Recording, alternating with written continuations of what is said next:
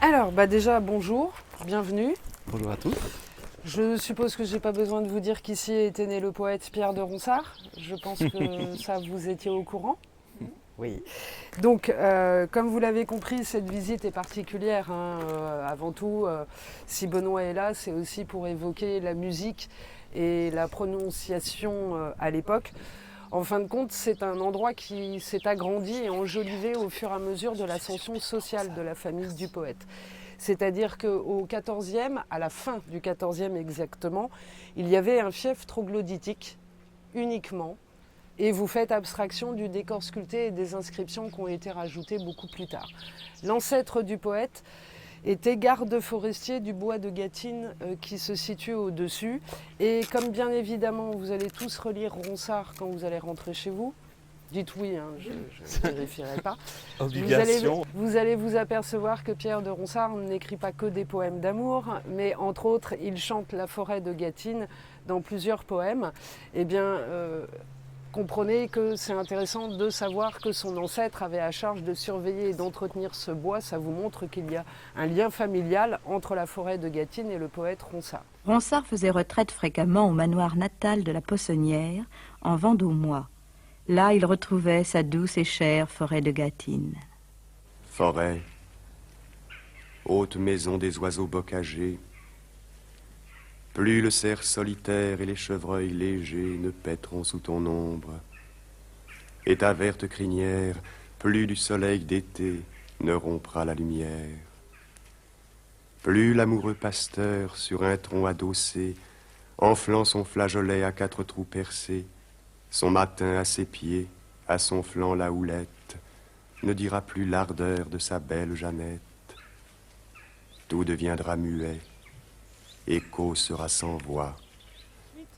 C'est à la fin du XVe siècle que le grand-père du poète a construit le manoir. Lui n'est plus un simple garde forestier. Il travaille pour Louis XI. Il était son échanson, celui qui sert le vin à la table du roi. Donc plus d'argent. Donc il construit le manoir et il transforme les pièces troglodytiques en commun. Et ensuite, c'est le père de Pierre de Ronsard, Loïs, dont vous apercevez le buste dans le fronton au-dessus de la porte de la tourelle d'escalier.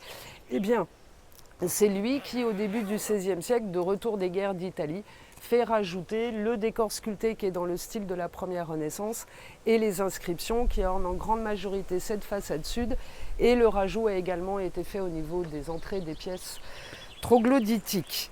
Alors Loïs, sachez qu'il a participé aux guerres d'Italie d'abord sous Louis XII, nommé chevalier de l'ordre du roi, puis les batailles sous François Ier, et il a été récompensé par François Ier. Il a été nommé le maître d'hôtel des 2 fils principaux du roi. Le père du poète s'occupait de l'intendance du dauphin, vous l'avez oublié je pense, il est mort trop jeune, il n'est jamais devenu roi, et du 2e fils Henri, le futur roi Henri II. Ça vous permet de comprendre qu'il y a eu une belle ascension sociale.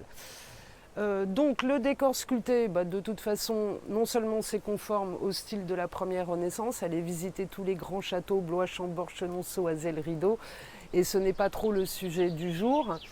Les inscriptions, je vous les traduis quand même. Sur la façade sud, elles sont importantes parce qu'elles vous présentent la philosophie du père de Pierre de Ronsard. Si vous regardez son buste, juste en dessous, sur le linteau, c'est-à-dire au-dessus de la porte de la tourelle qui est ouverte, est inscrit en latin voluptati et gratiis. Ça signifie à la volupté et aux grâces. Avant partir, ça veut dire avant de partir. Donc Loïs, le père de Pierre de Ronsard, vous conseille de profiter des plaisirs de la vie avant de mourir. Est-ce que cette philosophie vous convient ? Normalement, on adhère facilement à celle-là. Et je vous rappelle que c'est la philosophie qui est pleinement défendue dans les poèmes de Pierre de Ronsard. Vous vous rappelez peut-être « N'attendez à demain, cueillez dès aujourd'hui les roses de la vie ». Sauf qu'à l'étage, c'est bien différent. Dites-vous qu'il y a un côté symbolique, vous vous rapprochez du ciel, c'est-à-dire de Dieu. Si vous regardez la fenêtre du premier étage qui est complètement à gauche, l'inscription au-dessus débute par une abréviation, DNE, c'est pour le mot dominer. Dominer conservame signifie Seigneur conserve-moi, Dieu protège-moi. Et Dieu répond oui, mais précise, respice finem, pense à ta fin. Pensez à votre mort, si vous voulez que Dieu vous protège, avant de partir, avant de mourir. Donc profitez, mais attention au jugement divin. Et vous avez une inscription qui domine l'ensemble. La lucarne en haut de la tourelle d'escalier. Sur le linteau, vous avez encore une inscription en latin. Elle est très abîmée, hein, donc si vous ne la voyez pas, c'est normal. Cette inscription signifie « L'œil du Seigneur voit loin ». C'est pour vous rappeler, et d'une, que tout là-haut, Dieu vous surveille, et de deux, le Seigneur des lieux vous surveille. Loïs, car vous avez dans le fronton le blason de la famille. Voici 2 exemples en couleur. 3 rosses d'argent rangées en face sur fond d'azur. Ce sont des rosses, parce qu'à l'origine, cette famille s'appelle Rossard. Ronsard, c'est l'évolution du nom. Donc, rien à voir avec le mot poissonnière, et c'est bien poissonnière, et surtout pas poissonnière. Poissonnière, ça vient du mot poisson. C'était une petite mesure dans le Vendômois pour les céréales et les liquides. Le mot poisson a donné le nom poissonnière. Quant au poisson, ce sont des rosses parce qu'à l'origine, cette famille s'appelle Rossard. C'est ce qu'on appelle un blason parlant. Ça vous va ? Si tu me permets de commencer à en parler tout de suite un petit peu, il y a aussi une évolution qui vient de la prononciation en fait. Ronsard a un ami, alors Pierre cette fois, a un ami qui s'appelle Louis Muret, qui est un grammairien qui est à Lyon et qui écrit plusieurs traités. Un premier traité où il explique qu'il veut réformer la grammaire et l'orthographe parce que le français ne se prononce plus du tout comme il se prononce. Ça vous dit quelque chose? On a toujours le même souci aujourd'hui, toujours les grammairiens qui essayent de faire évoluer les choses, c'est manifestement plus compliqué que ça. Et en fait, il écrit un premier traité où il dit, eh bien, orthographe, ça s'écrit avec PH pour le son F, par exemple, hein, je vous donne un exemple, ça n'a pas de logique, donc écrivons orthographe avec un F. Et puis il donne tout un nombre de conseils, comme ça, un nombre important de conseils. Et dans le traité suivant qu'il publie, eh bien, évidemment, il va écrire directement avec cette orthographe simplifiée, on pourrait dire, qui ne va pas, pourtant elle est simplifiée, on pourrait imaginer que ça va prendre et que tout le monde va l'adopter. Eh bien non, pour des tas de raisons, mais entre autres parce qu'on dit qu'il y a un rapport à l'étymologie, donc aux anciens évidemment, ce qui est plus ou moins vrai, hein, parce que des fois on sait qu'il y a des orthographes qui viennent d'erreurs de copistes, mais peu importe. Mais ce monsieur Maigret, à la page 52 de son premier traité, il écrit que O, OU ou ON se prononcent de la même façon. Donc des fois on dit aussi Roussard, Ronsard, Rossard. Nous on fait évidemment une différence, mais lui il dit ça se prononce de la même façon. Donc maintenant, dans tous les mots OU, ON ou O, j'écris O. Il simplifie ça. Alors concrètement, auditivement, qu'est-ce que ça veut dire que ça se prononce de la même façon? Bah là, évidemment, je n'y étais pas. Bah, c'est sans doute un peu plus compliqué que ça parce que dans le latin, le OU existait, pas le latin à la française, mais le latin. Donc le son OU, on l'a entendu. Donc c'est sans doute un espèce de mélange entre O, ON, OU, alors ça veut dire quoi? Peut-être Rossard, c'est pas complètement rond, c'est pas complètement roux, ni ro, comme on écrirait aujourd'hui RO2S, c'est vraiment Rossard avec un O un peu allongé comme ça. Ça c'est évidemment un peu un mixte qu'on peut faire entre les O, N, OU.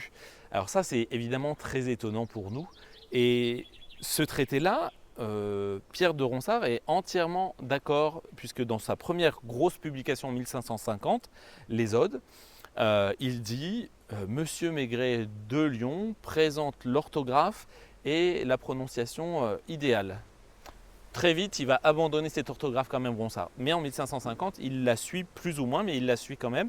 Et dans Les Amours aussi, on en reparlera tout à l'heure, deuxième grosse publication de 1552. Bon. Et pourtant, après, Ronsard va revenir à une orthographe, on pourrait dire plus compliquée. Pourquoi? On ne sait pas trop. On pense que c'est ses amis humanistes qui lui ont dit « Ah oui, non mais attends, PH, c'est l'histoire de la langue en fait. Orthographe avec PH, c'est l'histoire de la langue. On ne peut pas modifier ça comme on le veut. » Mais on en reparlera aussi. Ronsard, très tard, il dit encore « Soyez libres avec l'orthographe, avec la grammaire et surtout créer des mots, inventer, triturer les mots, créer. » aller chercher dans les langues étrangères et dans les patois locaux et voilà, dans les langues des métiers aussi, dans ce qu'on appellerait aujourd'hui les argots. Hein. Et pour lui et pour leurs amis, on en reparlera sans doute, et pour ses amis de la Pléiade, la langue française est encore toute jeune, donc elle n'est pas assez riche, donc il ne faut pas hésiter à l'enrichir. Alors évidemment, quand aujourd'hui on nous présente Ronsard comme vraiment le grand défenseur de la langue française contre les envahisseurs anglais, bah lui il dit allez emprunter à l'étranger, au contraire. Donc c'est vraiment autre chose que ce qu'on a l'habitude de nous en dire. Et c'est intéressant parce que son propos à lui, c'est vraiment que les emprunts d'autres langues ne vont pas appauvrir la langue française, mais vont l'enrichir. Et juste pour avoir en tête, on estime que l'anglais d'aujourd'hui, je ne sais pas si vous avez ça en tête, mais l'anglais d'aujourd'hui comporte à peu près 40% de mots d'origine française. Donc de toute façon, il y a des échanges entre ces langues depuis plus ou moins toujours, en tout cas depuis le haut Moyen-Âge. Voilà pour une petite explication complémentaire à Rossard, Ronsard, Roussard, et puis peut-être aussi quelque chose qu'on verra plus tard. Justement, Benoît vient d'évoquer très rapidement la Pléiade. Je vous rappelle que Pierre de Ronsard a été considéré comme le chef de ce groupe de poètes. En attendant, leur ouvrage, le titre, c'est avant tout Défense et illustration de la langue française. Il explique bien que le but du jeu, c'est d'enrichir cette langue avec des emprunts. D'ailleurs, sachez que Pierre de Ronsard voulait faire rentrer j'allais dire dans le dictionnaire de l'époque du patois vendômois, mais ça n'a pas trop marché. Hein, par exemple, si dans un poème vous trouvez le mot avette, c'est purement vendômois, ça veut dire abeille. Bon, je vous l'accorde, il faut le savoir. Et je voulais juste vous lire ces quelques lignes écrites par Pierre de Ronsard, bien sûr, puisqu'on est à côté de la forêt de Gâtine, et je vous ai expliqué que l'origine de ce site, c'est un peu cette forêt, hein, puisque son ancêtre s'installe là, puisqu'il la défend et qu'il l'entretient. Et pour rebondir sur le fait que l'ouvrage de la Pléiade, Défense et illustration de la langue française, c'est avant tout quand même de dire écrivons la poésie en français et non plus en latin. Entre parenthèses, ça arrange aussi les membres de la Pléiade, parce que je vous rappelle qu'eux étaient capables de lire et de comprendre le latin, les religieux, les rares lettrés. Donc en écrivant en français, ils se disent, ces membres de la Pléiade, on va être lus par plus de monde et compris par plus de monde. Et alors écoutons Ronsard justement qui nous écrit « Si autrefois, sous l'ombre de Gâtine, avons joué quelques chansons latines de Cassandre énamourée, sus maintenant lutte dorée, sus l'honneur mien, dont la voix délectable sait réjouir les princes à la table, change de forme, et me soit maintenant un luth François. » Et le luth ici, c'est bien sûr l'instrument que bien sûr Ronsard connaît, mais c'est aussi d'une façon plus générale un instrument symbolique de l'ensemble de la musique et surtout du rapport poésie et musique.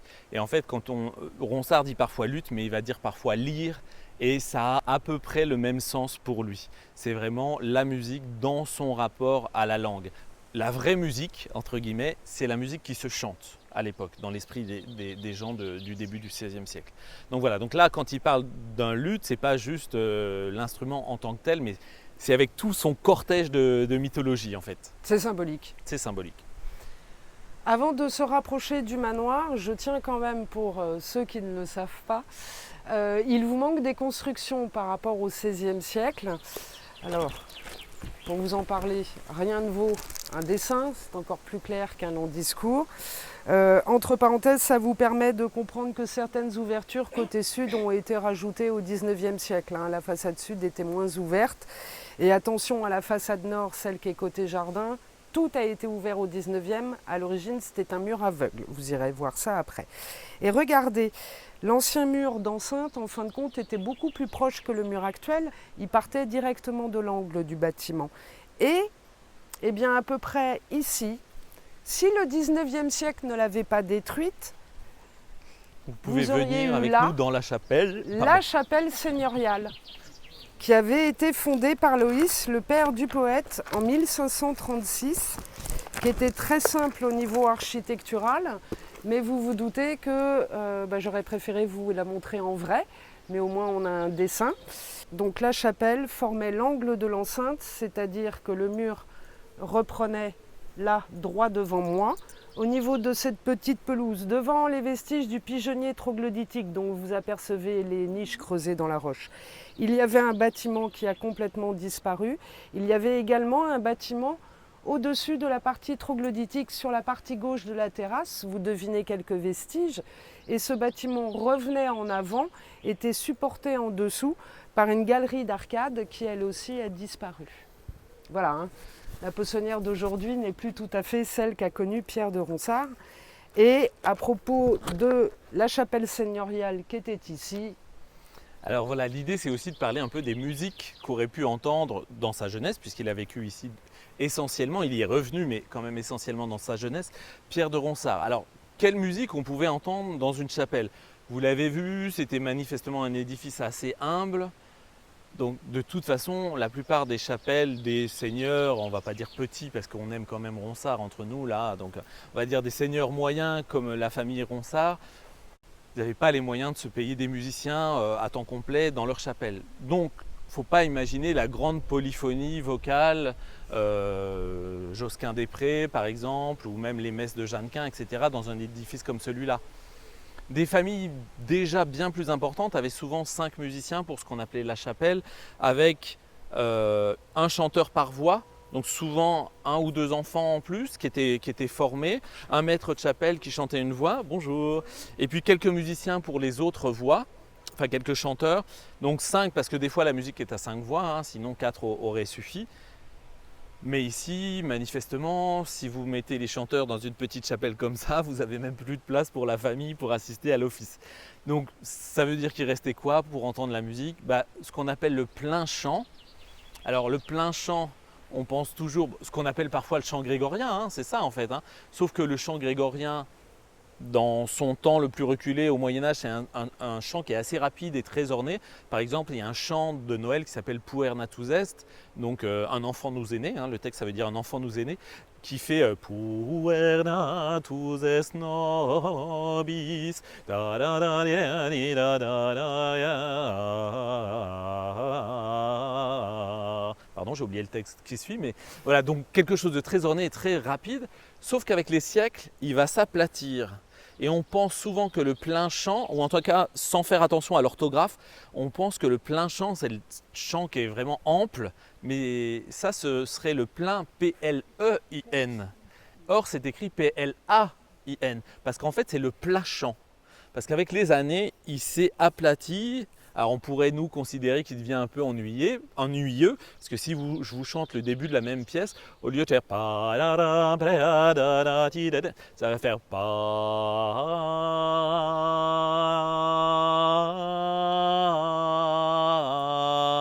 ça s'est aplati. Aussi parce qu'on va rajouter d'autres choses au-dessus. Donc ça s'appelle bien le plein chant, mais au sens de planus cantus. Et pas plenus cantus. Donc ça, je ne suis même pas sûr qu'il y ait un musicien qui soit là pour chanter dans la chapelle de la famille Ronsard. On peut imaginer que c'est le prêtre lui-même qui officiait en chantant. A priori, ils chantaient quand même mieux les prêtres à leur époque qu'à la nôtre. Parce que parfois aujourd'hui, quand on va à un mariage ou à un baptême, on a un peu les oreilles qui saignent quand on est musicien. Mais bon, voilà. En tout cas, ici, dans la chapelle, une musique très très humble et sans doute une musique très simple. Au début du XVIe siècle, et même encore dans la jeunesse de Ronsard, entre 1524 et 1530, il est là à peu près, il est là plus ou moins tout le temps. Il faut déjà être une cour très importante pour avoir 10-15 musiciens. C'est comme aujourd'hui, ça coûte cher les musiciens, et donc il faut avoir des moyens. Voilà. Aujourd'hui, c'est plus le chant du vent, ça on n'y peut rien. Mais d'habitude, quand il n'y a pas autant de vent dans la forêt, on entend de temps en temps, vous allez ou pas les entendre, on n'entend que le chant des oiseaux. Et à propos de musique et de chant, sachez que s'il y a bien une chose qu'adorait écouter Pierre de Ronsard, mais comme toutes les personnes de la Renaissance, c'est le chant des oiseaux. Et effectivement, ici, on en profite pleinement. On va se rapprocher de la façade sud. Je vais vous montrer un détail important. Pour les personnes qui nous ont rejoints, j'avais expliqué le blason de la famille qui est orné de 3 rosses. C'est ainsi qu'on appelle les petits poissons, ce sont des gardons qu'on trouve dans le Loir, parce qu'à l'origine, la famille du poète ne porte pas le nom Ronsard. Au début, c'est Rossard. Donc ils mettent des rosses sur leur blason, c'est ce qu'on appelle un blason parlant. Mais comme l'a évoqué Benoît, Rossard, Roussard, Ronsard, Ronsard. Le père du poète porte ce nom Ronsard et pour le faire découvrir, regardez sur la lège entre les 2 fenêtres, vous avez ce que l'on appelle des armes parlantes, c'est-à-dire un rébus sculpté. Les arbustes avec les petites fleurs, ce sont des ronces et en bas des ronces, vous avez des flammes, ronces ardentes, ronsardes. Voilà, et donc les ronsardes, à l'époque, on prononçait le D et le T de la même façon, plutôt comme nous on fait un T. Et donc les ronsards, voilà, c'est vraiment des armes parlantes, il suffit de le lire et de le prononcer à l'époque. Alors évidemment, aujourd'hui, les ronsardes, on n'entend plus vraiment le nom de ronsard, mais à l'époque, pour eux, ça ne faisait aucun doute. Et rappelez-vous, hein, tout ceci, tout le décor sculpté, les inscriptions sont dues à Loïs. Regardez à droite des rondes, vous avez un pilastre de sculpté. Et sous les volutes du chapiteau, dans le cartouche, le rectangle est inscrit L-O-Y-S, Loïs. Loïs, c'est tout simplement l'ancienne manière pour dire Louis. Et encore une fois, puisqu'on a dit que O-O-N, O-U, ça se prononce de la même façon. Louis, le Y, ça se prononce pas différemment d'un I. Donc Loïs, Louis, vous pouvez l'écrire des 2 façons. C'est la même chose. Et le S se prononce. C'est pas Louis, c'est Louis à l'époque. On va aller à l'intérieur du manoir, il fera moins chaud qu'ici en plein soleil. Alors, cette cheminée monumentale est particulièrement intéressante puisqu'elle date de l'époque de Loïs, le père du poète. Et alors, cette cheminée a été restaurée au XIXe siècle, hein, comme tout le décor sculpté et les inscriptions qu'on a pu entreapercevoir à l'extérieur. C'est une restauration à l'identique, sauf la partie haute. Voyez-vous la pierre beaucoup plus claire, la frise, la toute petite corniche. Ça, 19e, ce n'est pas du tout conforme. Effectivement, cette partie a été refaite lorsqu'ils ont installé ce plafond, qui donc n'est pas du tout d'origine. Hein, au 16e, c'était juste des poutres apparentes, les solives, quelque chose d'extrêmement simple. Alors, le reste de cette cheminée, tout est bon. Et vous allez vite comprendre, pratiquement chaque sculpture vous explique chez qui vous êtes. Je vous rappelle que Loïs a travaillé pour François Ier. Je suppose que vous aurez facilement reconnu dans la partie supérieure le semis de fleurs de lys et au centre le blason du roi. En dessous du blason royal, le blason de cette famille orné des 3 rosses et en dessous de l'inscription, les ronces ardentes. Jusque-là, tout va bien. L'inscription en latin, alors au complet, c'est non fallunt futura merentem. Ça signifie mot pour mot, les biens du futur ne faillissent pas à celui qui le mérite. Aujourd'hui, on dirait plus simplement l'avenir appartient à celui qui le mérite. Ou si vous préférez, l'avenir appartient à celui qui se lève tôt. Enfin, vous l'avez compris, ici on vous explique gentiment que si vous voulez avoir un bel avenir, eh bien il faut travailler. À droite, vous avez ici une armure à l'antique, qui est un décor extrêmement courant pour cette période de la Renaissance, sauf qu'ici, ce n'est pas qu'un simple décor. C'est également là pour vous rappeler que Loïs a été un chevalier lors des guerres d'Italie. D'ailleurs, si vous regardez bien, derrière le casque, l'épée en travers, le pommeau de l'épée en haut à droite forme le cercle du haut, et à l'intérieur, vous avez le L, le Y et le S. Et à l'opposé, ce sont cette fois des instruments de musique, de sculptés.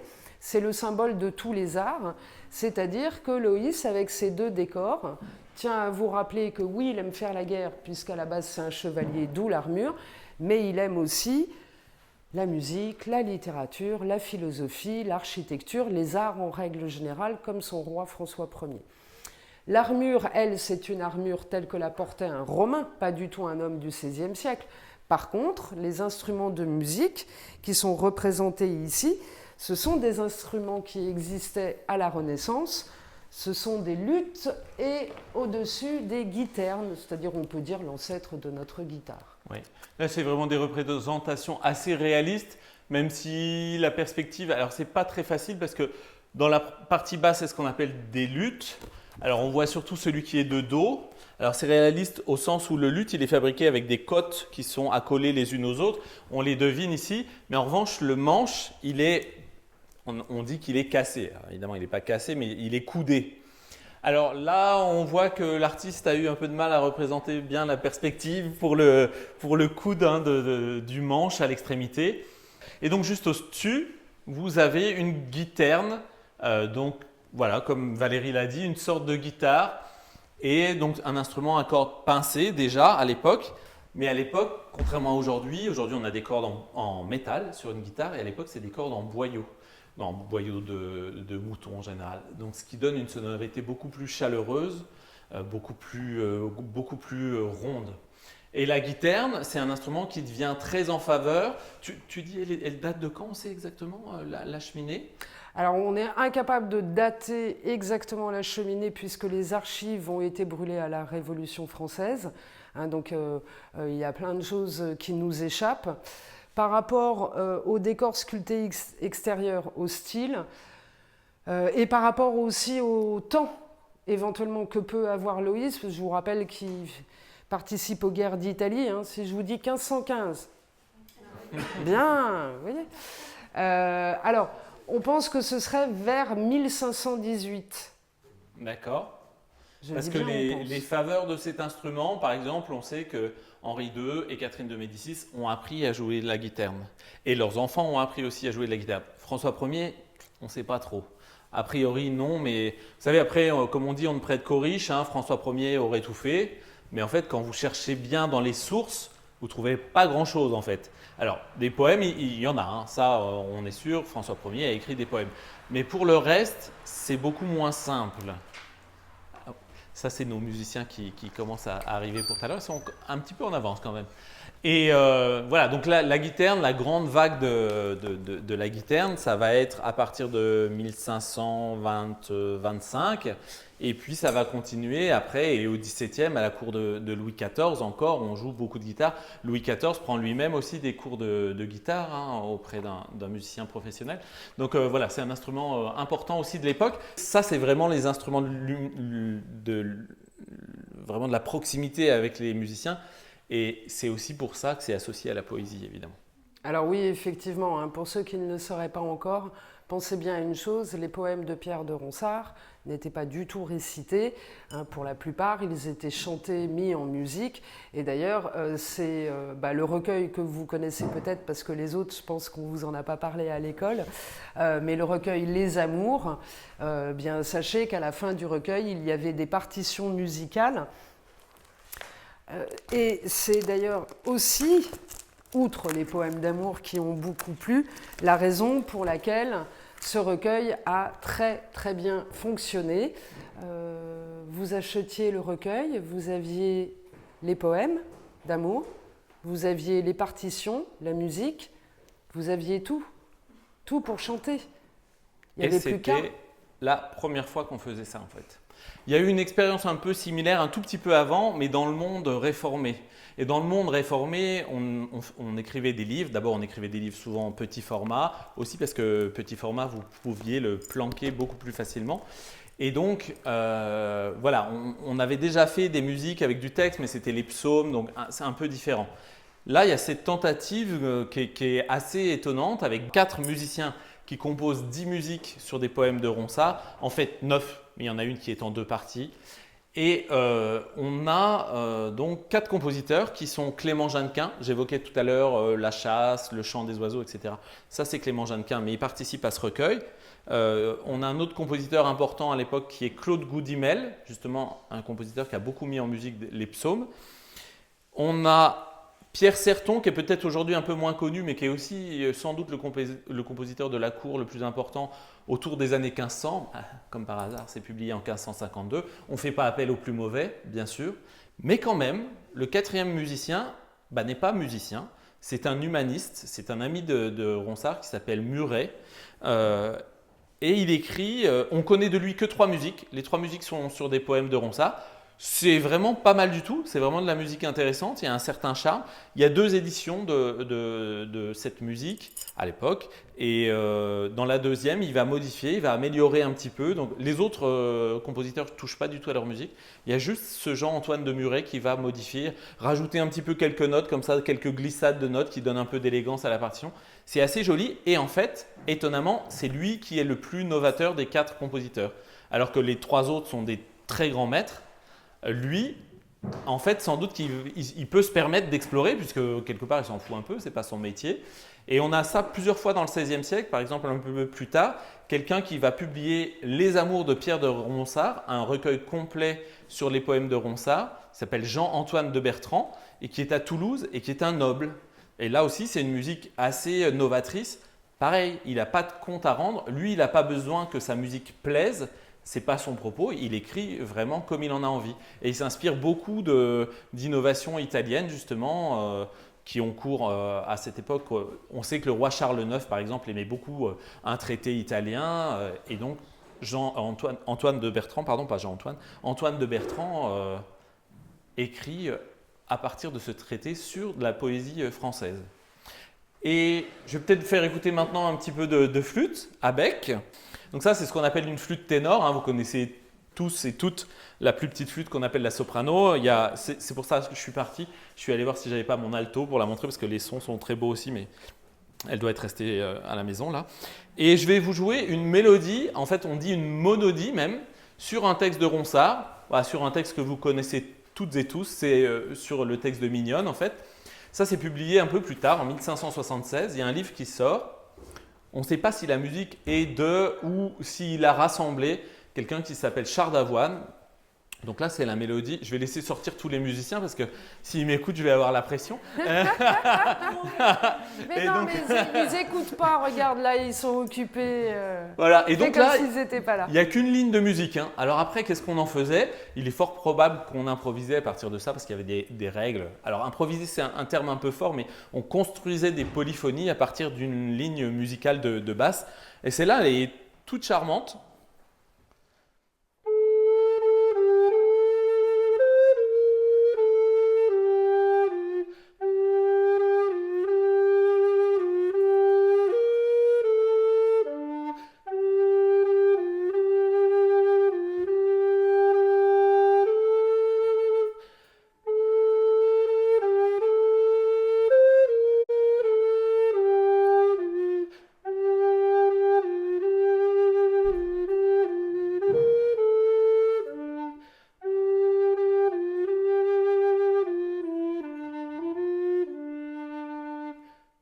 Et on repart du début parce que c'est une forme strophique, ce qui est assez nouveau à l'époque. Alors il y en a eu beaucoup plus tôt dans l'histoire de la musique des formes strophiques, mais en France c'est encore relativement rare.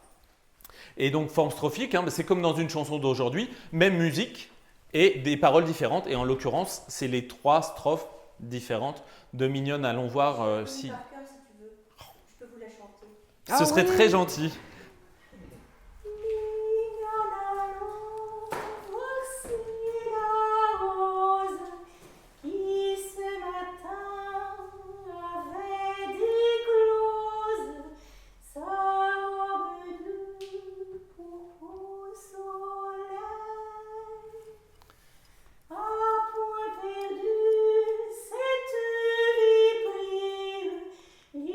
Plis de sa robe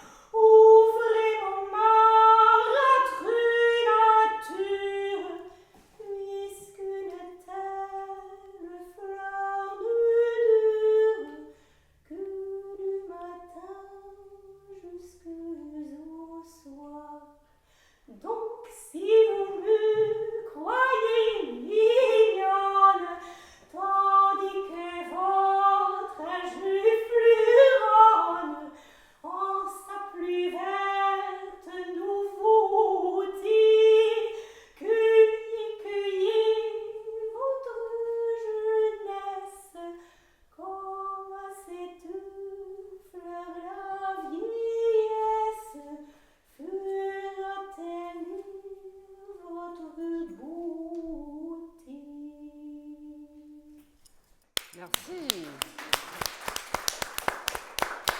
Bah, tu vois qu'ils sont arrivés pile poil à l'heure. Vous êtes arrivé pile poil à l'heure. Je me serais pas permis de te demander, mais puisque tu l'as proposé, merci beaucoup. Merci. Vous avez compris que Véronique est la chanteuse qui chante ce soir, bien sûr. Et pensez bien à une chose, Pierre de Ronsard, quand il écrivait un poème, quand l'inspiration lui venait à l'esprit, eh bien, il le dit lui-même, il l'explique, c'est pas moi qui l'invente, sinon je ne vous le dirai pas. Il dit bien qu'en même temps qu'il inscrit les mots sur la page, il les chante. Vous voyez à quel point poésie et musique sont vraiment étroitement liées. Alors par contre, si vous vous posez la question de savoir est-ce que Pierre de Ronsard jouait de la musique lui-même, c'est fort peu probable. Et est-ce qu'il chantait ? Alors pour lui peut-être, mais sinon il précise bien qu'il évite de chanter parce qu'il a une très mauvaise voix. Et pour tout vous dire, il précise qu'il préfère quand c'est une jeune fille qui chante à sa place. Alors, je ne sais pas s'il trouve la voix de la jeune fille plus jolie ou si c'est juste la compagnie de la jeune fille qui l'enchante. N'oubliez pas que Pierre de Ronsard est un épicurien et je dirais même un coquin. Et vous savez qu'il a reçu les ordres mineurs, c'est ça ? Oui. Voilà, pour pouvoir avoir surtout les bénéfices de Croixval, qui n'est pas loin, par exemple. Et en fait, puisqu'il a quand même reçu les ordres, il faut qu'il aille quand même à l'office de temps en temps. Et les réformés, en fait, il faut savoir que les réformés lui ont beaucoup tapé dessus, mais vraiment énormément, ce qui dit quand même quelque chose aussi de l'importance qu'il avait. Il n'était pas que poète à la cour, en particulier de Charles IX. Et Charles IX, c'est Catherine de Médicis aussi, puisque évidemment, Charles IX était très jeune. Donc ça dit quelque chose de l'importance qu'il avait même au sens politique. Et il répond que quand même, il va à l'office et il chante. Et il dit, mais quand même, comment il dit ça ? Mais c'est bien rarement car j'ai mauvaise voix. Tout à fait. Voilà, donc il ne chante pas très bien. Mais on lui pardonne. Il est suffisamment bon poète pour qu'on lui pardonne. Alors comme on a parlé de la musique ici, mais aussi un petit peu des sons, puisqu'on a expliqué par la prononciation restituée des éléments d'héraldique et de symbolique, je vais vous déclamer un texte de la Renaissance. Alors je ne vais pas vous dire comme on le faisait à l'époque, parce que je n'y étais pas, mais comme grâce au texte en particulier de Louis Maigret dont je vous parlais tout à l'heure, on peut à peu près comprendre qu'il le faisait. Après, encore une fois, je n'y étais pas, donc... Mais il y a quand même beaucoup d'éléments qui sont assez clairs. Le O, le on, le ou dont je vous ai parlé, ça c'est vraiment assez limpide. Je n'ai pas choisi un texte des amours, parce que moi je trouve qu'il y a vraiment un problème avec les amours, c'est que les textes sont magnifiques, mais on nous les a tellement rabâchés que ça devient un peu cucul la praline. Même le texte qu'on vient d'entendre, Mignonne, si vous le lisez un peu sérieusement, c'est juste sur le temps qui passe en fait. Donc aujourd'hui, ah Mignonne, allons voir si la rose qui ce matin avait des cloches.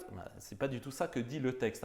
Donc j'ai pris l'exact contre-pied. La veille de sa mort, Ronsard dicte encore des poèmes. Il ne peut plus écrire, donc il les dicte. Et j'ai choisi l'un de ceux-là, qui s'appelle « Je n'ai plus que les os, un squelette je semble ». Ça vous donne tout de suite un peu une idée de l'ambiance. Je n'ai plus que les os. Un squelette, je semble, décharné, dénervé, démusclé, dépulpé, que le trait de la morte sans pardon a frappé. Je n'ose vouer mes bras, que de peur je ne tremble. Apollon et son fils, deux grands maîtres ensemble, ne me sauraient guérir. Leur métier m'a trompé.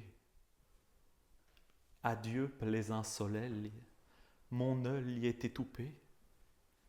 Mon corps s'en va descendre où tout se désassemble.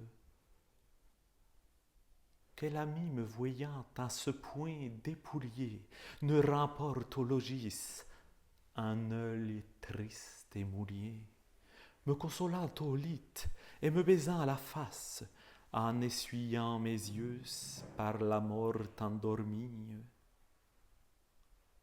Adieu, chers compagnons, adieu, mes chers amis, je m'en vais le premier, vous préparez la place.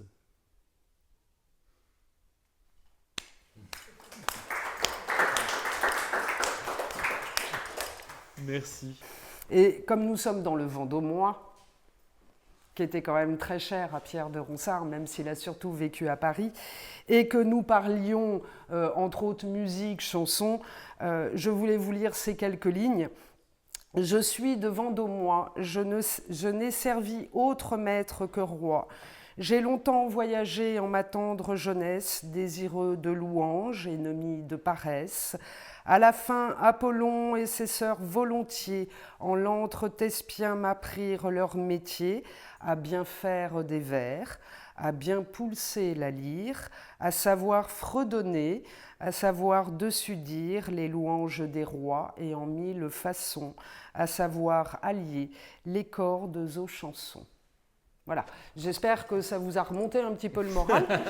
Et si vous avez encore besoin d'une couche, vous allez chercher dans les folâteries de Ronsard, 1553. Il y a un poème sur le paix qui est à mourir de rire. Donc là, vraiment, vous serez complètement remonté. Voilà. Ben, écoutez, merci pour votre attention. Merci. Merci à vous, merci de votre écoute. Bonne continuation. Quand vous serez bien vieille, au soir, à la chandelle, assise auprès du feu, dévidante et filant, dirai chantant mes vers en vous émerveillant, Ronsard me célébrait du temps que j'étais belle. Lors vous n'aurez servante ayant telle nouvelle, déjà sous le laveur à demi sommeillant, qui au bruit de mon nom ne saille réveillant, bénissant votre nom de louange immortelle. Je serai sous la terre, et fantôme sans eau, par les ombres myrteux je prendrai mon repos. Vous serez au foyer, une vieille accroupie, regrettant mon amour et votre fier dédain. Vivez si m'en croyez, n'attendez à demain, cueillez dès aujourd'hui les roses de la vie